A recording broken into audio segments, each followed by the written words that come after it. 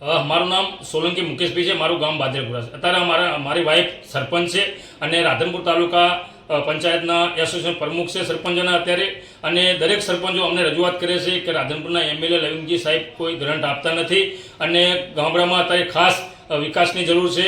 તો આ બારામાં અમે દર વખતે રજૂઆત કરીએ છીએ કે એમએલએ સાહેબ ગ્રાન્ટ આવો અમને અને અમારા ગામમાં આવો, દરેક ગામની મુલાકાત લો કે શું પરિસ્થિતિ શું. પણ કોઈ લવિંગજી આ બારામાં કોઈ સાંભળતા જ નથી, ખાલી હા પાડે છે કે હા થઈ જશે ને ઓલું કરી નાખીએ. એ માલુક કશું કોઈ ગ્રાન્ટ એક રૂપિયો હજુ સુધી અમુક ગામ પંચાયતમાં આપી નથી.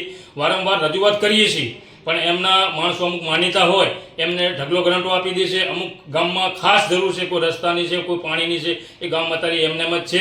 તો સરકારને અમારી ખાસ રજૂઆત છે કે ધારાસભ્યને શ્રીને થોડુંક કહે તો દરેક ગામડાના સરપંચોને પણ લાભ મળે અને ગામના વિકાસ થાય. એ બારામાં અમે અમારે જિલ્લાના ભાજપના પ્રમુખ રમેશભાઈ સિંધવ સાહેબને પણ અમે આ રજૂઆતને લેખિત કરી છે કે જેમ બને એમ ગામડામાં કાંઈ વિકાસ થાય અને લવિંગજી ઠાકોર ગામો ગામ કોઈ પ્રશ્ન હોય સાંભળે અને દરેક સરપંચોની ફરિયાદ સાંભળે એવી સરકારને અમે વિનંતી કરીએ છીએ.